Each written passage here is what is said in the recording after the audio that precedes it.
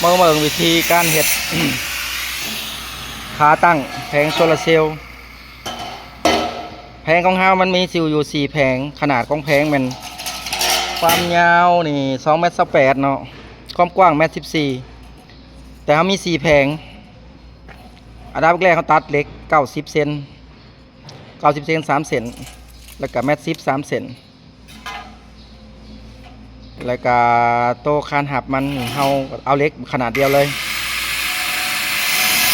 1.14 6 เซนตัวนี้เขาจะต้องเอาไปประกอบอยู่หน้าเนาะแล้วเขาสิให้เบิ่งตอนประกอบตอนนี้เขาตัดเล็กให้เขาเบิ่งก่อน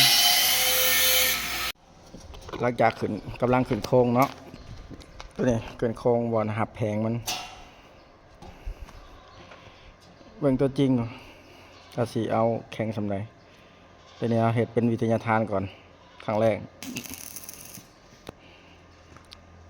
เดี๋ยวสิให้เบิ่งคลิปต่อไปอีกอันนี้คือโค้งบอลวางแผงมันหลังจากประกอบได้3 แผ่นใกล้สำเร็จเป็นโครงอันนี้คือขันทดลองเนาะเขาก็อยากทดลองเพราะว่าซื้อมารีวิวเบิ่งหลังจากได้โครงเขาก็เอาแผ่นโซล่ามาวางเนาะเอาเป็นแผ่นวางตามจำนวนอันนี้เขายังบริเสร็จสิ้นเพราะว่ามือนี้ฝนตกเนาะแล้วมือต่อไปเขาจะเห็นให้เบิ่งเรียบร้อยเนาะแผงตัวนี้รอตอนต่อไป EP 2เลยตัวนี้เขาเห็นเป็นโมเดลไว้ให้เบิ่งโครงสร้างมันกระชิกแข็งแน่แต่ก็ยังบริสำเร็จก็ถือว่าอยู่ในเกณฑ์มาตรฐาน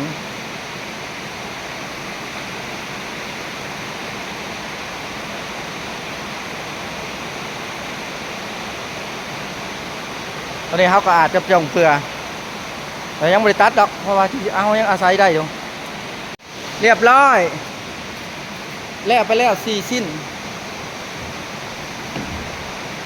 เนาะโต๊ะหับเอาขาหับเหลือแต่สิติดตั้งใส่กัน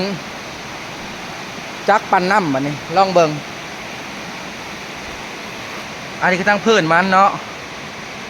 ซ้ายมันก็ต่อบวกลบตามโมเดลมีปัญหาโอเคเดี๋ยวเขาจะมาร์กตำแหน่งให้